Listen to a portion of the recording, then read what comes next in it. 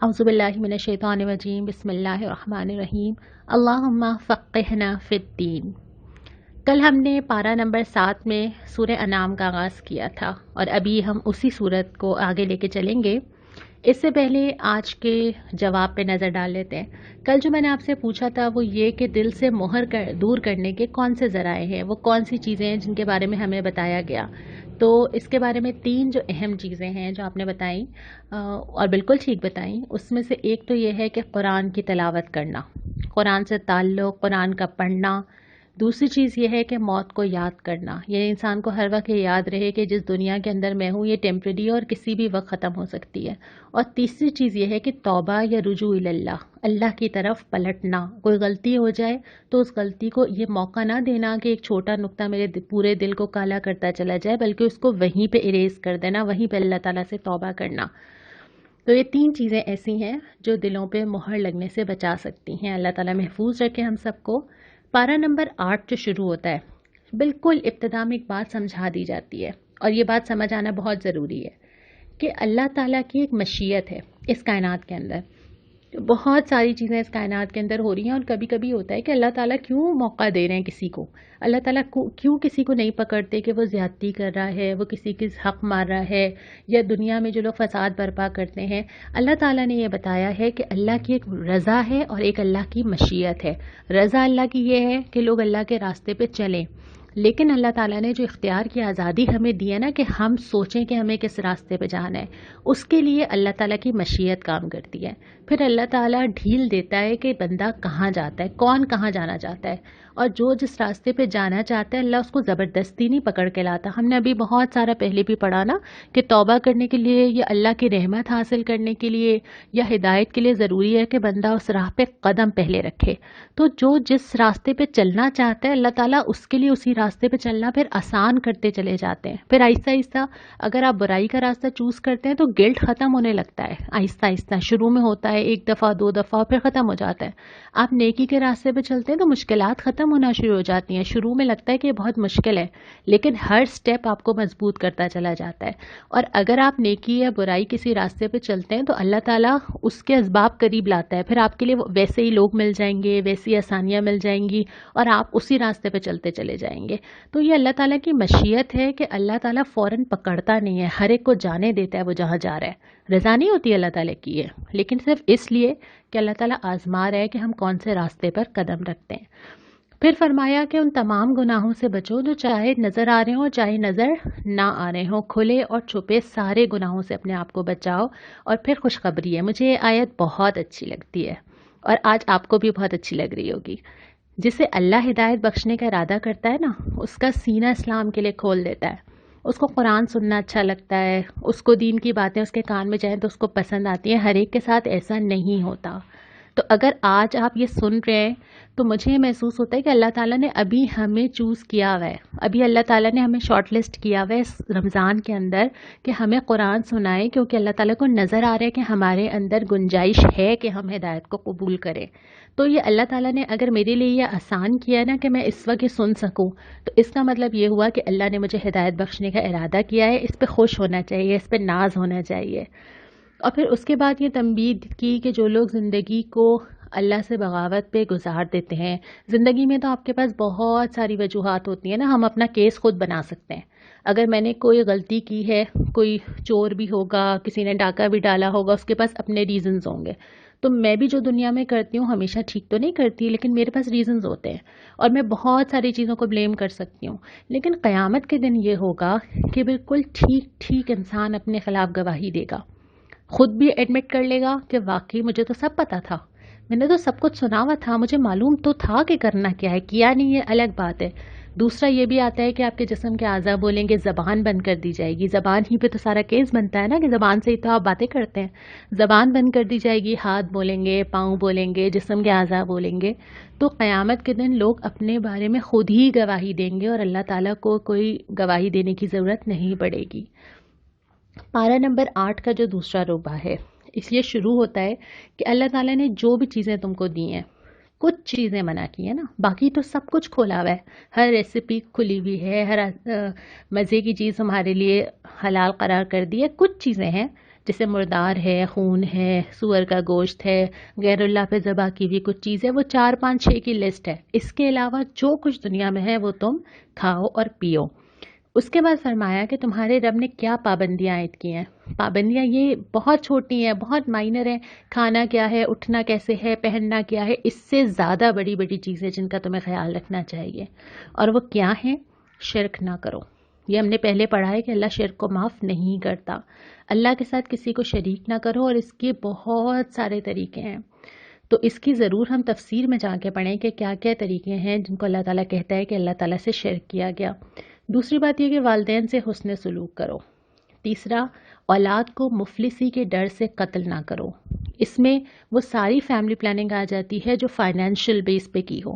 اللہ تعالیٰ نے اجازت دی ہے انفرادی حیثیت سے اپنی پرسنل چوائس اور اپنی پرسنل اگر ہیلتھ کے پوائنٹ آف ویو سے یا بچوں کی تربیت کے پوائنٹ آف ویو سے، تو نبی کریم صلی اللہ علیہ وسلم نے لوگوں نے اگر کبھی آ کے پوچھا تو آپ نے خاموشی اختیار کیا نا، کہ اگر پرسنل ڈیسیشن کے طور پہ ٹھیک ہے، لیکن نہ اس کو موومنٹ کے طور پہ لے کے چلا جا سکتا ہے اور نہ اس کی وجہ فائنانس ہو سکتی ہے.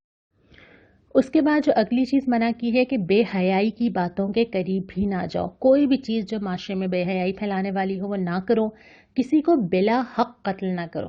اب قتل میں بھی حق اور ناحق ہے، یعنی کہ وہ قتل جو اللہ تعالیٰ نے خود کرنے کو کہا ہے. مثال کے طور پہ قصاص کا حکم ہم نے پڑھا تھا، تو اس صورت میں قاتل کو سزا تو دی جائے گی نا. تو اس طرح کے جو قتل ہیں وہ تو ٹھیک ہیں جو کہ ایسی کسی وجہ سے ہوں، لیکن اس کے علاوہ کسی انسان کو ہرگز قتل نہ کیا جائے. مال یتیم کے قریب بھی مت جاؤ، یعنی جو مال اللہ تعالیٰ نے تمہارے حوالے کیا ہے کسی ایسے بچے کا ہے جو ابھی عقل نہیں رکھتا، تو اس کو نہ کھاؤ. اللہ تعالیٰ کے عہد کو پورا کرو. جو عہد ہم لا الہ الا اللہ کہہ کے اللہ تعالیٰ سے کرتے ہیں نا کہ بس اب آپ کے سوا تو کوئی معبود ہے ہی نہیں، اب تو آپ کی ہی ماننی ہے، تو اس عہد کو پورا کرو. ناپ تول میں انصاف کرو، یعنی معاشرے میں عمومی طور پہ. اس کے بعد جو اگلا نقطہ ہے یہ بھی انصاف کا ہی ہے.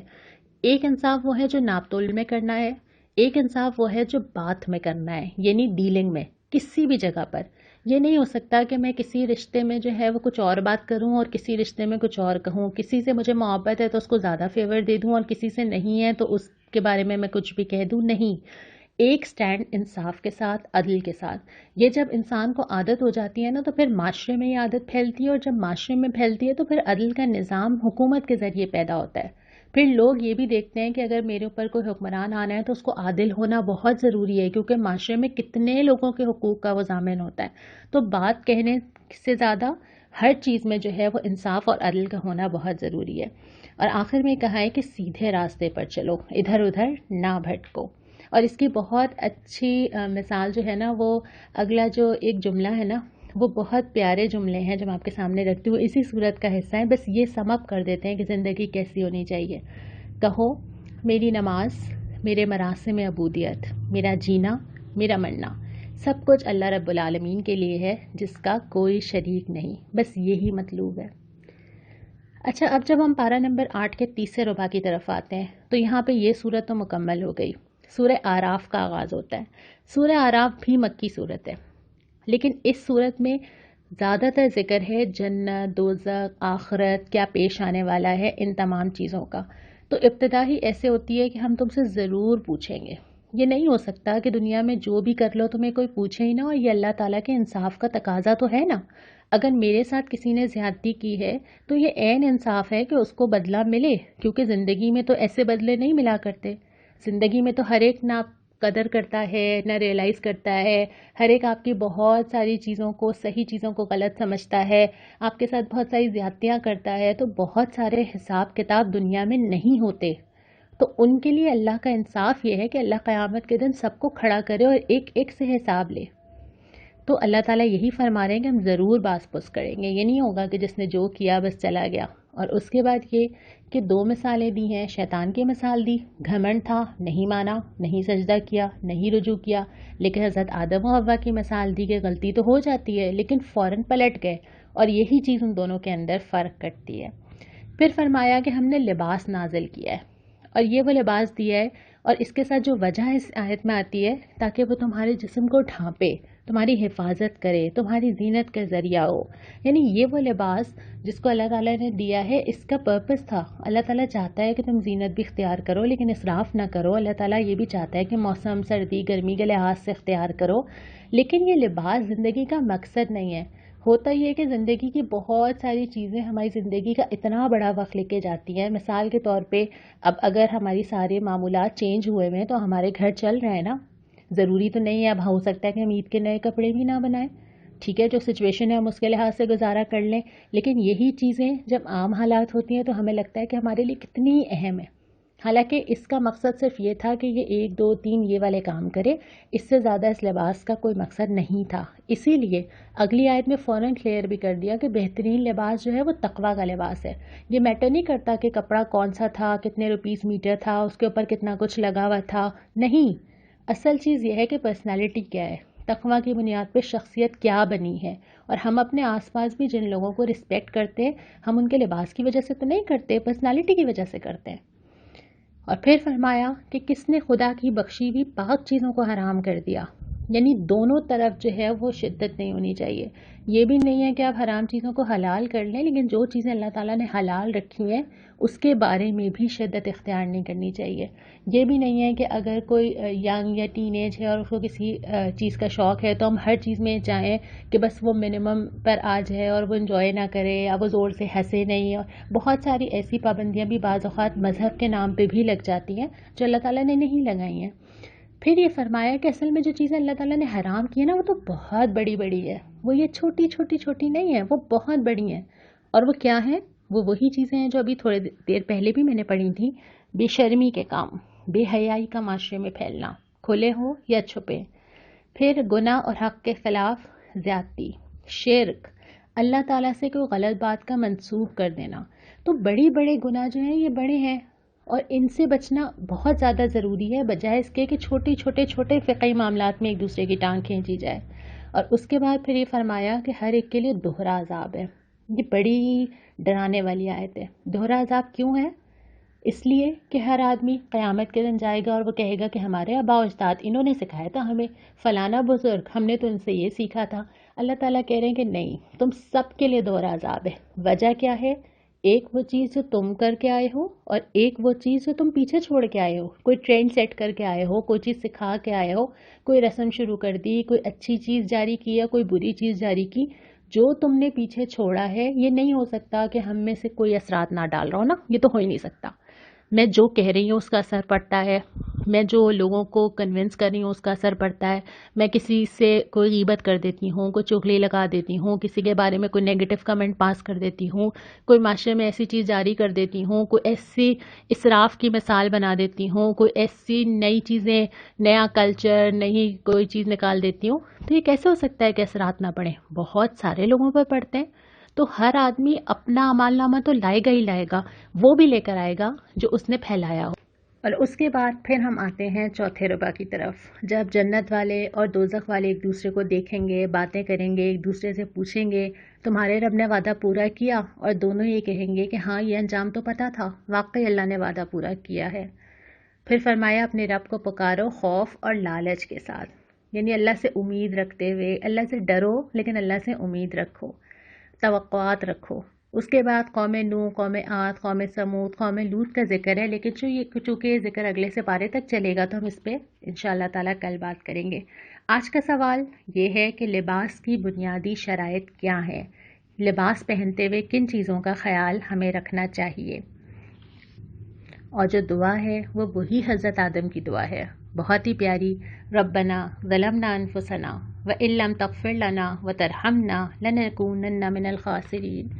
اے رب، ہم نے اپنے اوپر ستم کیا، اگر تو نے درگزر نہ کیا اور رحم نہ کیا تو یقیناً ہم تباہ ہو جائیں گے.